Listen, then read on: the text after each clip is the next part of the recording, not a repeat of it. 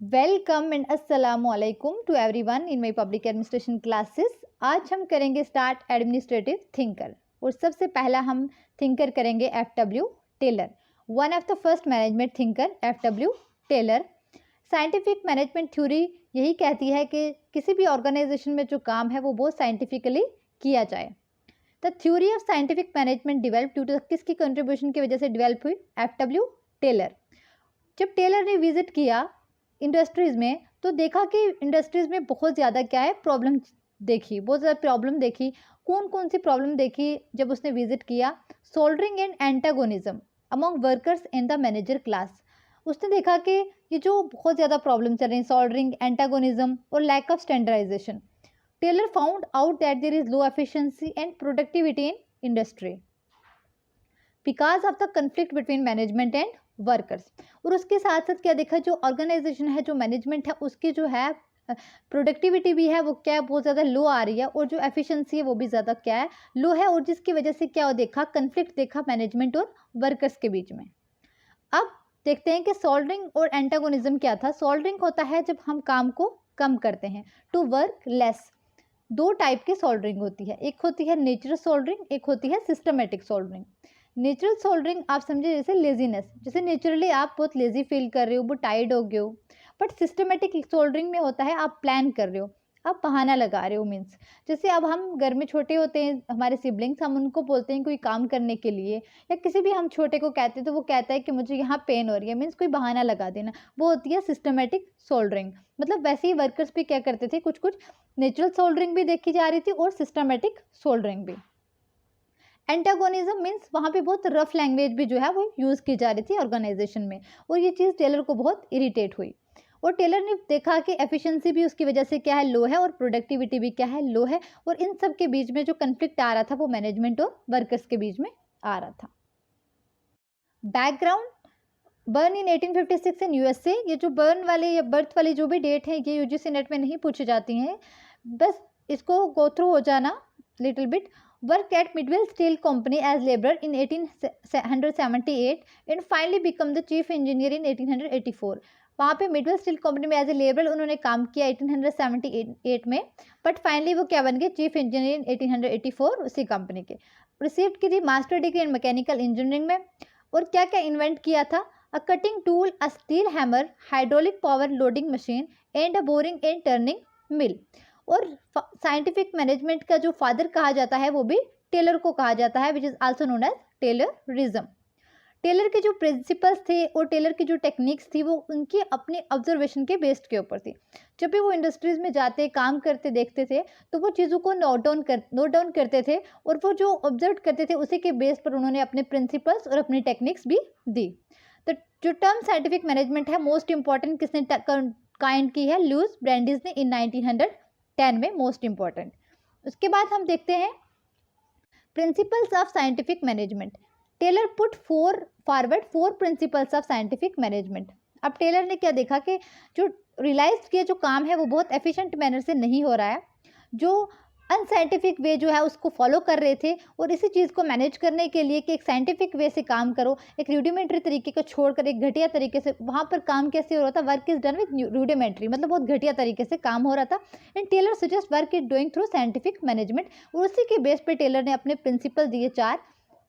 Development of true science of work, scientific selection and progressive development of workmen, bringing together of science of work and scientifically selected workers, division of work between workers and management है। Best way ढूंढना है और find best method ढूंढना है काम करने के लिए।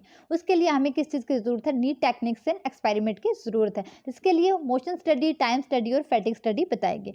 Do 3 type of studies for doing scientific study of work. और ये सब हमें क्या बताते हैं? बेस्ट वे बताते हैं काम करने के लिए साइंटिफिकली तरीके से। उसके बाद साइंटिफिक सिलेक्शन होनी चाहिए।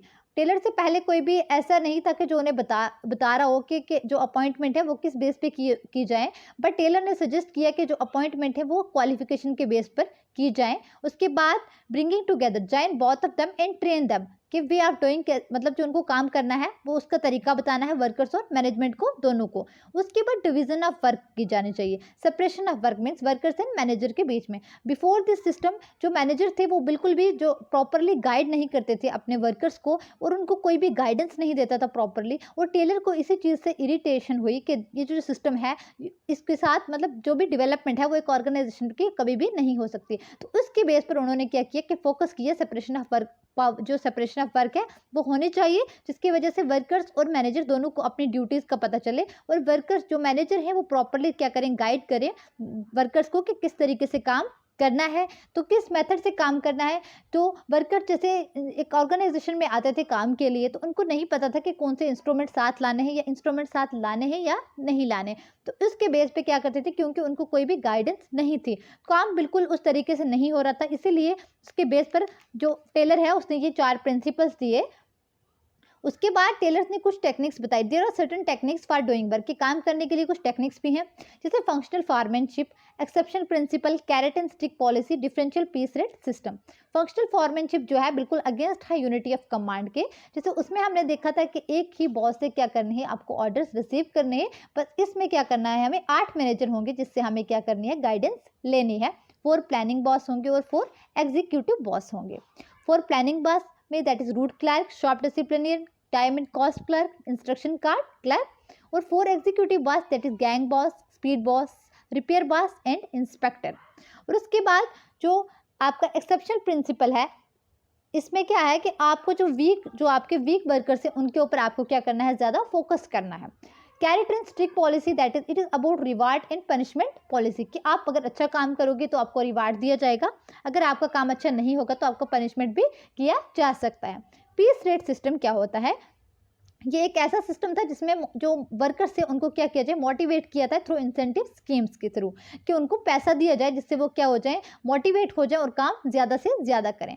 और जो 4 प्रिंसिपल और प्लस टेक्निक को जब हम साथ करेंगे तो उससे क्या होगा, एक मेंटल रिवोल्यूशन होगा, that is change in the attitude of workers toward there manager. अब जो एटीट्यूड होगा वर्कर्स का वो मैनेजर के अकॉर्डिंग बिल्कुल क्या हो जाएगा, चेंज हो जाएगा।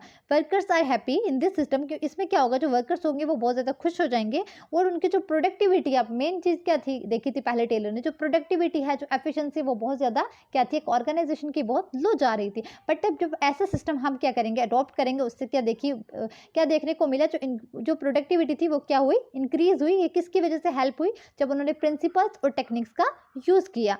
उसके बाद कुछ इंपॉर्टेंट वर्क, कुछ इंपॉर्टेंट पब्लिकेशन है टेलर की, ये मोस्ट इंपॉर्टेंट पब्लिकेशन होती हैं, और बहुत ज़्यादा डिफ़िकल्ट हो जाता है कि जब पब्लिकेशन आती हैं उनकी पब्लिकेशन की डेट और पब्लिकेशन के जो नाम है वो याद करना, बट हर एक के अपने अपने अकॉर्डिंग जो निमोनिक्स बना लेना। ए पीस रेट सिस्टम, मेरे अकॉर्डिंग जो निमोनिक्स है मैं बताती हूँ। ए पीस रेट सिस्टम, जैसे अब हम टेलर का कंसेप्ट पढ़ रहे हैं तो टेलर से हमेशा इसके निमोनिक्स ऐसे याद रखना कि टेलर के पास अब क्या लेकर गए थे, एक पीस, कपड़े का पीस, उसका rate. A piece rate system और कितने का था, 1895 का। और उस शॉप के अंदर जब आप पहुंचे तो वो कितने का हुआ, 1903 का। और उसके बाद जब कट हुआ पूरा तो उसके बाद वो हुआ 1906 का। फिर हमने वो कहाँ पर डालकर जाना था, प्रिंसिपल के ऑफिस में डालकर जाना था, और पूरे रेडी कितने में हुआ, वो 1911 में। किसी भी वाइवा के लिए एग्जाम्पल आप समझ लो कि प्रिंसिपल ऑफिस में आपको डालकर जाना था, और वो पूरा आपको कितने का रेडी हुआ, 1911 का। इसके बाद इसके कुछ आपको science not rule of thumb, वो मैं आपको कल डिस्कस करूँगी, और आज के लिए इतना ही। Thank you so much.